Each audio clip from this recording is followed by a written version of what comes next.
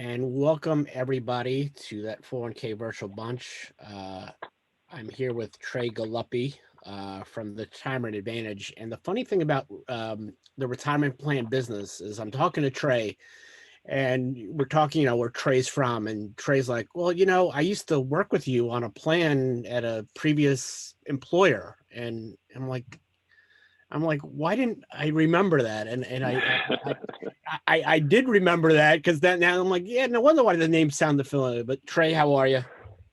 I'm doing well, Ari. How you doing? Good, how are you? So What do we got? New York Mets today? yeah, Mike Piazza. Love it. So let me first talk about the events that I'm doing, and that's, I guess, the Piazza jersey is involved in that. On July 28th, I'm running a networking event, which is open not just to 401k people. I mean, it's called that 401k networking event, so you have to tell attorneys and accountants and all that stuff that it's got nothing just all to do with the 401k industry. I just do it for branding purposes. That's Wednesday, July 28th at Citi Field. There'll be a Mets game involved there. So if people want to be there for $150, you're going to sit in the right field area called the Honda Club, which is behind the right field fence. You'll see the right fielder, the chain link fence. There'll be food involved and whatnot. And then, of course, we will be back with that 4K conference live and in person. St. Louis on September the 10th, Busch Stadium. September 24th, Minneapolis, Target Field. And September 29th, Planet Houston, Minute Maid Park. Go to that 401ksite.com for further information. So Trey, I always start off before just shilling my events. How'd you start in this 401k business? I was brought in on this from my previous employer about 12 years ago or so now, down in South Florida, and recruited into the industry. So I was with Pinnacle Financial Services, and we started primarily just doing group plans. We were about 80% of the business was all in MEPs and different types of group plans. Back then, we had open MEPs available to everybody, so it was a fun experience to be involved with all of that. And so just watching through and kind of learning through some of my mentors in here, like Don Ford and David Core and Ted Key. Really what the group plan was about, how these were structured, what the new litigations were involved with that. And certainly working with you as well, right? Your insights on the MEP structures, the permissibilities of all of this stuff was really how I kind of immediately just jumped right in to this and loved the fact that it was being recognized by both Department of Labor and IRS at the time, and new innovations were starting to unfold, right? Different restrictions, different permissibilities were happening in there, and these were all just essentially a precursor to the big change of Secure Act. And I started working with TRA about 2 years ago now, and was brought over there to that organization. Started working really closely with Matt and with Jeff on kind of how the structure and how the company was evolving to and where we wanted to be in the space of group plans, and the attention and the resources that they wanted to invest into bringing TRA into this sector. And we carved out the position, built this for me to come in there and really run the special markets and group plan side, and the rest has been kind of history from there. Yeah, so you were 12 years at Pinnacle and then 2 years here. So that place. Yeah, it's about 10 years at Pinnacle. 10 years. Okay, so that's about 10 years at 2009. Yeah, 2009, I guess. Yeah, about 2009, 2010. Yeah, I always joke about MEPs, the open MEPs. I call it the open MEP wars, kind of like the Clone Wars or something, because it was just a fascinating time. That's when I first started my own practice. I started my own practice in 10, and it was really starting to heat up. I was working with an Atlanta-based third-party administration firm that wanted to get into the MEP space, and of course, they had these connections and very, very good at procrastinating. And we were setting up these MEPs, and then all of a sudden, May 2012, there's this advisory opinion and says, you know what? You got no commonality. You don't have a single plan, and that was that. As after they killed off what's his name in Goodfellas, the Joe Pesci character, Tommy DeVito, and that's that, and that really, was wasn't a lot of fun. And then it was Don Ford who introduced me. It's always funny with this business, because like, you talk about, oh yeah, all right, I did work with you, and I'm like, yeah, you did. And then the funniest part was with Don Ford. Don Ford introduced me to Ron Sellers, who Yeah. that's who I've worked with for the last 9 years on a MEP. And the best part of it was, I want to say it's 6-7 years ago, or yeah, about 6 years ago. I was invited by Ron to meet with the whole team when they were moving the plan to Empower. And I'm sitting next to Don Ford, and Don Ford has to remind me that he was the one who introduced me to Ron Sellers. So it's like the business is kind of funny. Like, you forget who introduced you to who, and how it's all connected. But the MEP, It is. It's a small world in the MEP industry. That's for sure. well, it's a small world in the 401k industry. We talk about Sure. things, and you could talk about somebody we discussed before. You tell people the story, and they're like, yeah, I've heard that story. And it could be something, about a certain plan provider. And it's funny how, like, word travels fast. But the open MEP business was the wild, wild west until it wasn't. Well, I think the name was really what stuck when you start looking at that, right? So we had the evolution of open maps, and that's a fun topic to kind of run down, because back when we were talking about this, an open MEP was simply a closed multiple employer plan that anybody could come into. It was open to all. And now I think the name of that has evolved, where now when we hear open MEPs, we think of, yeah, everybody can come in, but there's individual 5500s filed, right? So that was kind of the response to the Department of Labor's issue about which they these called open MEOP, MEPs being one MEOP. plan. Yeah, the MEOP. I think Tag created the MEOP because Tag was the one who spoiled it for all of us with that advisory opinion, which I will get in trouble for saying. I will get in trouble for saying this if someone ever watches this, but I will still believe Ancient history. what? It's ancient history, Ancient history at this it's point. ancient history, but I will still say that going for that advisory opinion it's not something that I would have done. I agree. Everything was working. It wasn't broken. Why try to fix it? But at the same time, I almost have to credit the advisory opinion for really the precursor to creating the Secure Act. It showed that there was a huge need out here, because I don't think that the DOL or TAG really understood the impact that letter would have had when this was all kind of initiating.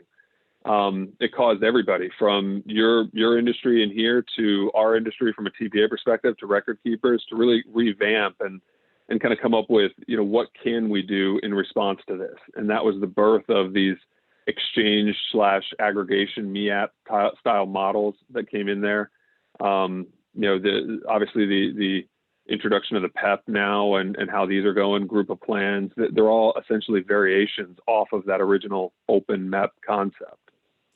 Yeah, it is ancient history, but I still, to this day, again, I come from a background that you should never give a bureaucrat a chance to say no. And I heard from the person that went for that advisory opinion, and his defense was the plan had $1 billion worth of assets, and I said, okay, but now you ruined it for all of us. But what's funny about the MEPs in the years coming up to PEPs, which 2021, I will talk about that because I find that part of it amusing. What was interesting was the Department of Labor never wanted an open MEP. Every single time they had a chance to offer some regulations to define what commonality is, to define what a single plan would be, and they never did. And if you recall, the Trump administration guided the DOL to offer new regulations. And they retained that commonality requirement, and it only took an act of Congress to change it. It's funny, which is the flip side of fee disclosure. If you know the history of fee disclosure, it was Congress, that, given the opportunity to pass it, refused to. Too much Wall Street influence. And so it was Department of Labor on its own that came out with it. So it's the flip side of that. But let's talk about pooled employer plans that you're working on. I told you before I was going to use a joke. The pooled employer plan situation, it's like a line from the movie Naked Gun, where Frank Drebin says, and this, like a blind man in an orgy, you just have to feel your way around. And that's how it's an off-colored comment, and I'll get in trouble for that, but I feel that's the way with the PEPs. It was one of those situations, and Trey, you know how the history is of the retirement plan business. We usually get like a year or two where we get some guidance, and then we work at it. And thanks to COVID, we kind of didn't get that. We kind of had like 2 months notice. Wasn't that Form PR1 to register as a pooled plan provider? I think it was late November they came out with it. In January 1, we have to go out and start PEPs. Yeah, the whole announcement of that happened, and it was funny timing as well, right? I was talking with TRA and kind of working out the position, and then all of a sudden Secure Act gets signed, and we call each other up and we're like, hey, we just ran out of time. We got to start right now. And so we started on this and decided to take more of a wait and see approach, right? I think there was two schools of thoughts from both record keepers and TPAs there. We took a wait and see approach as to what was going to happen. We wanted a little bit more guideline on this with regards to the PEP side.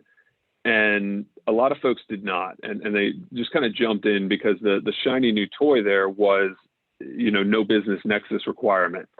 But then when you peeled that back and you started realizing all the other intricacies that would constitute an effect on price negatively, right? The audit, the single audit, the now paying for a PPP and looking at all of this, you kind of say, well, there's got to be a lot of scale to get up to really offset this, to make this an attractive platform based on price.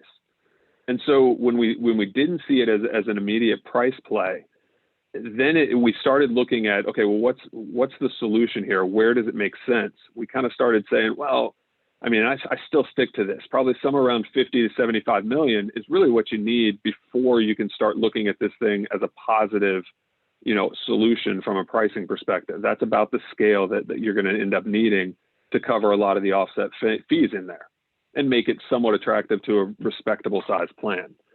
We don't necessarily see that so far, I feel, in this first, solid year of the PEPs kind of coming out. It seems to be more smaller end or startup style plans. And so where we look at that, where we want to be involved in the PEP space, essentially is really only where it makes sense. I'm not trying to create a square product for, round clients. And there's only a couple of real scenarios that I see this making sense to. One would probably be franchises, right? Cookie cutter images of one another all over the country. You've got large scale, but no real common ownership, but somewhat of a common nexus that makes sense. And they could all be emulated, so we can restrict the flexibilities of the plan and create some efficiencies on the TPA and record keeping side there. And the other one would probably be maybe closer to manufacturing or nursing home associations, right? Where we look for large average adopter sizes, right? That a group audit really truly makes sense in that regard. And, the majority of adopters are going to be in that larger space. That's where I see, kind of at least an intrinsic benefit for setting it up initially without needing that level of scale. And so when we look at the predecessors to getting there, that's your exchanges, your MeApps, the collectives, all of these other products out there that are available with the same centralized components, the cornerstones of turning these into PEPs or MEPs or anything. And it allows you to build scale without kind of going under this tight, restrictive, structure or overall product infrastructure for it. Does that make sense? Oh, it does. But have you found the difficulty, like, for example, I have with a lot of the custodians, like not having the agreements ready, trusts, finding trustees, corporate trustees, the service trust. It's just, like I said, I think it was COVID that did this in, where, again, the DOL did have, close to a year to come out with something, and thanks to COVID, it probably took them longer. And then, without the guidance, there still is no guidance in terms I agree. of who can serve as a pool plan provider. I can't see how a 338 can serve as a pool plan provider. I think that's a conflict of interest in a sense. I mean, how are you going to fire yourself? But that's just That's true. Or how do you evaluate yourself, essentially? And if there's some sort of outside evaluation, I had this conversation with a couple panelists from a TPA side, about the SOC 2 audits, and saying, is that going to be sort of the checks and balances that's going to be a requirement, or like the standard for larger PEPs? And it could very well be, right, that those types of audits are in place, but I don't think that's a full solution. I think that's probably another add-on, another expense to now overcome, as opposed to a true checks and balances. But if you don't have a 338 as your PPP, you can probably avoid that. right. But it's just a very interesting thing, because you talk to all these TPAs and they all have their other ideas. I work with one TPA where they have one, they have three different PEPs, and one PEP is safe harbor, one PEP is safe harbor, it's safe harbor match, one plan is safe harbor non-elective, and one is a non-safe harbor, and there are no provisions that are different. So they decided that this is what they're going to do. Working with another TPA where they're trying to consolidate all these kind of related but unrelated employers and try to capitalize on some savings on the audit. But I think that a lot of people are not making the same mistakes that they did with the open maps. And I think the biggest mistake that people made with the open maps was they cut their nose to spite their face. They lowered their fees in order to attract and chase assets. And I think that the one thing that you always find is you never make it up in bulk. You're not Costco. You don't have that kind of market in order to, cater. And I've noticed that TPAs are just not reducing their fees with the hope that they'll get assets, because as somebody who had experience for a long time with MEPs, how many times people came up to you and say, you know what, I got this connection, or I got this relationship, and you know what, I know this payroll provider and they got 3,000 clients. And I mean, how many times you've heard that story where somebody's gonna, It's the greatest thing ever, right? It's going to be huge. We're going to get 50 million in the first year, and yeah, no, and those happen all the time. The reality behind these is the TPAs aren't willing to really discount very much, because there aren't very many efficiencies from a TPA's perspective. Still the same amount of work, right? The implementation, the overall processing, the testing, the aggregation of this. So there's not very many efficiencies on the record keeping side as well. But when the systems are set up to be able to track this, group it together, and be able to coordinate, well, when you have integrations with payroll, and you've got, these add up efficiencies, you become, and that's the scale that everybody's sort of chasing after, right? But you become a lot more inclined to be able to provide some type of blanket discount. The other issue with PEPs that's sort of being avoided right now from a topic discussion, because of all the other lawsuits that have been going on, is in the fee structuring of this.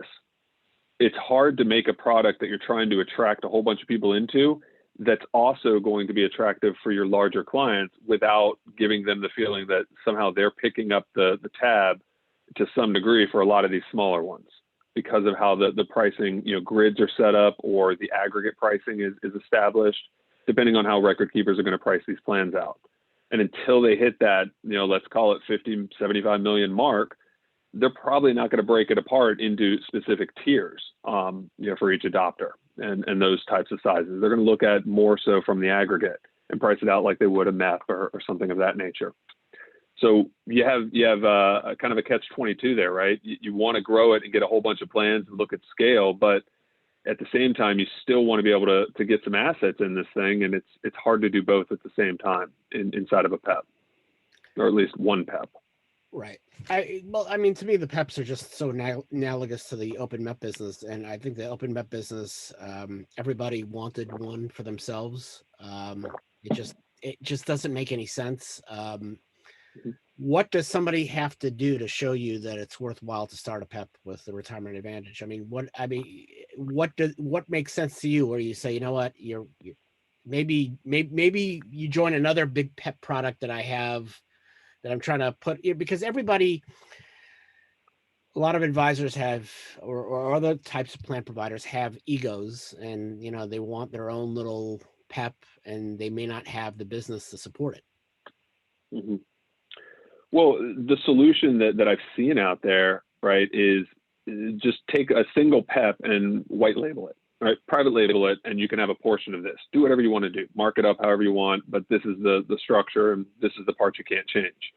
We're not of that school of thought, right? I don't see, for the most part, a benefit to establishing your own PEP and having all of that when an aggregation program, with however you want to structure it, can ultimately accomplish the majority of what you're trying to do.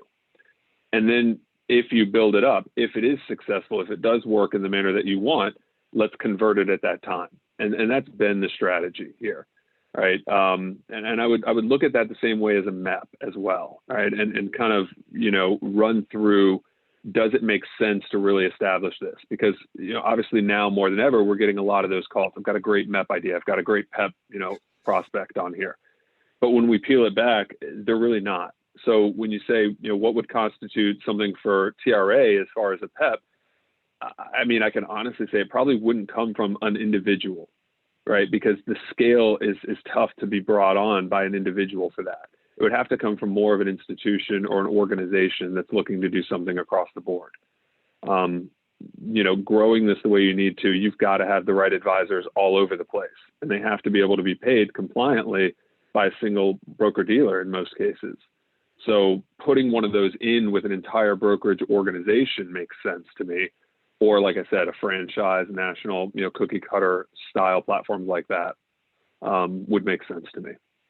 Yeah, from the experience with the MEP with Ron Sellers, which is converting to a PEP pretty soon, to build a plan from 0 to 100 million, it did not happen overnight. It took years. Correct. I think that people don't realize that how, I always say the most successful PEPs out of the block are going to be MEPs that you converted over, or like I said, a conversion, amalgamating these decent sized plans into a PEP for some kind of audit savings, or outside of that, I think 90 to 95% of these are going to fail. The attractiveness of a PEP, a MEP, or even an aggregation model at that point is geared more towards the adopters and the advisor, right, than anyone else. Because the advisors, essentially, if you're talking about an investment advisor, they're only looking at one set of funds. So their job just got 50 times as easy, right? And then as far as, what the clients are having, well, I can join this and be a part of a giant plan. Okay, well, sounds great to me. It sounds like there's no downside. So they get an efficiency. But again, the TPAs and the record keepers don't really have anything more efficient than that.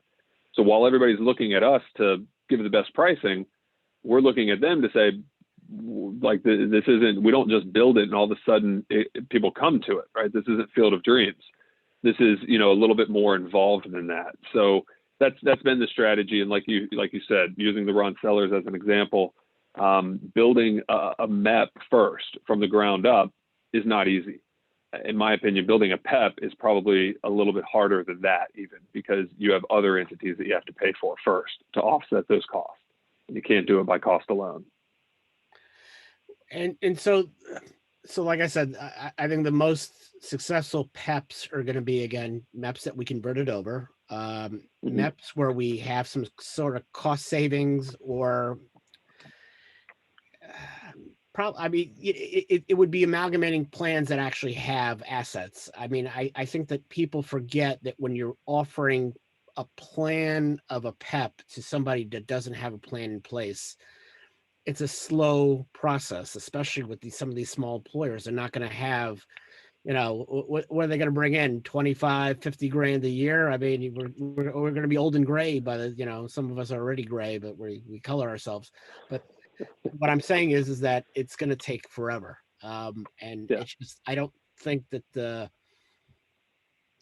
it's there for most people. I don't think they realize it. And I'm not trying to, be a Debbie Downer or the, turn in the punch bowl, but I think that it's really a hard nut to crack. And I'm just surprised when you see at 401k Help Center and every week somebody's got their own PEP. Yep. And that's the scary part, right? Because right now there are enough resources to go out and just set up your own PEP if you want to do that. But the problem is what happens a year or two from now when you don't have the scale that you wanted and you start losing clients faster than you can even bring anybody in, your PEP's never going to be sustainable and you're not really going to want to keep that shell in place. Well, then there has to be an exit strategy. When you look at these aggregation programs, at their core, they're essentially just single plans. So there isn't necessarily a de-mapping or a de-pepping process that would have to go involved there if it doesn't work out. And so I think that folks are thinking about this the wrong way. They're going right to third base before hitting first and second. And it's tough to do. And I see this both from the advisory side and the record keeping side. There's record keeping entities out there now that are established and have put together PEPs when they don't even do a MEP and they just sort of skip that step. And that's a little bit scary, I think, to a degree, because a PEP is essentially a modified MEP, right? I mean, it's in the code like that. The rest of the provisions here that we don't know, we're just using MEPs as our guidance. So for a group that's never really had experience or, tracking capabilities and I think divisional record keeping to do a multiple employer plan, that automatically is jumping into the PEP world because it is the shiny new toy and the popular, topic right now, is a frightful thought. And you're right, it is going to be kind of entertaining to sit back and kind of watch how this is going to unfold in here with, with these PEPs and these aspirations, certainly with the DOL's original statistics of what they were anticipating here and where we fell very, very short of that so far. Yeah, Mike Webb has an interesting question. He asks, what about the paychecks of the world? And everybody knows how much I love payroll provider TPAs. He's saying, they're alleging that they'll bring in thousands of employers to the PEP. Can they really achieve scale by simply adding so many employers, no matter how small? Or, because I really don't even know what they're doing. Don't they have something going on with Pinnacle? I try not to keep tabs on them. I just, my business really example. Is it's fixing the errors of the plans that they, terminate their service.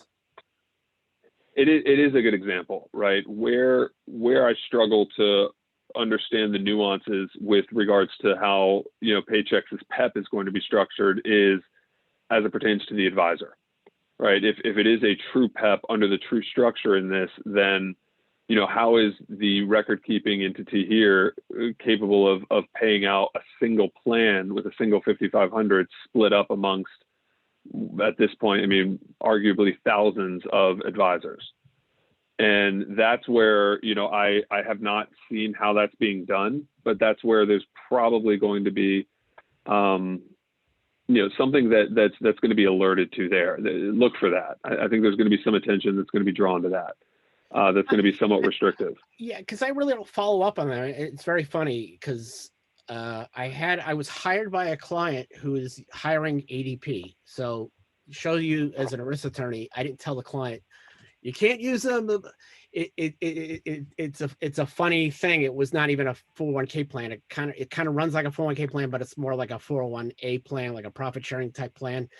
And it's interesting that they're going ahead with like a 338 service and a 316 service. It's just amazing that they are offering these things. So what, Paychecks says they had 2,000 employers in 3 months. I don't think that that's possible. How can they add 2,000 employers in 3 months to a PEP? I don't buy that. It's probably they got the scale, right? They've been buying up PEOs too. They said, you know what, you got to move to this PEP, Which is exactly what they're doing, right? And they have the ability to do that. We all know ADP and Paychecks are the number one, 401k groups out there. And in terms of number not of because plans, they're great at what they do. Asset size, I will. No, number of plans. But we know that they're only doing that because of a simple pitch. That's, hey, we're running your payroll. Why don't we just handle your 401k? no more complex than that. And so that's going to continue to happen. But, you know, looking at the PEP space, it's going to be restrictive. It's not going to be for everybody, but you're absolutely right. That's a good opportunity for a PEP. You know, to set up something like that where you have that type of scale and that's more of a build it and let your entire sales team come across it. Which always reminds me. Can we sell against it? Yes. Well, the advisor who says, I got this connection with a payroll provider. They got 3,000, they got 3,000 clients. And then, after a year or two, they got 3 to join the MEP or PEP or whatever. It's always a story. Well, I haven't seen too many good advisors on the 401k side that are recommending a Paychecks or ADP 401k plan, to bring their clients into. So there's that, right? It definitely happens. They're going to get scale, and it's going to be something that is going to be an elephant in the room. But at the same time, it's been like that for the past 10, 20 years with an ADP or Paychecks on the 401k space. I think everybody's essentially been competing against them without maybe even knowing it for quite some time. Okay, so Trey, I appreciate you coming on this call. This was really, it's nice to talk to somebody like-minded about PEPs, because the PEP business, I always find it's, I wouldn't say it's like arguing about politics or about religion, but there's always like two extreme sides. Those who say, oh, this is the greatest thing since sliced bread. And those who, I have good friends that think it's the worst thing ever and would never offer it in a million years. And I think that life is usually the middle ground. It's not the greatest thing in the world, and it's not, the worst thing to ever happen to a TPA. It's somewhere happy. I would agree. But we'll see what happens. That's a perfect recap, man. Yeah, listen, we'll see how it happens. It's something, we are at, inning 1 of a 9-inning ball game. So, I always have to throw it into a baseball terminology. So Trey, I appreciate it. How can people reach in touch with you and all that kind of stuff about any PEP opportunities for the Retirement Advantage? Absolutely. So my email address is just my name. It's Trey Galuppi, Trey.Galuppi at TRA401k.com. Or you can certainly look me up on LinkedIn.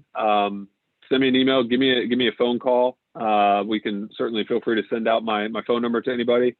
I'll go ahead and type it in on the message board in here. If anybody does want to reach out. We don't want on YouTube, so somebody calls you for a automotive warranty or something. Oh, I got a funny story about that I'll tell you offline. It's not a good one, but it is ridiculous. On a phone number from YouTube. But here, okay, just put my cell phone number right there for on the chat. So if anybody does want to reach out and talk about MEPs, PEPs, feel free to give me a call. Trey, I appreciate it. And everybody, we'll be back in a couple weeks. And thank you so much. Take care. Sounds good. Thanks, Ari. Take care.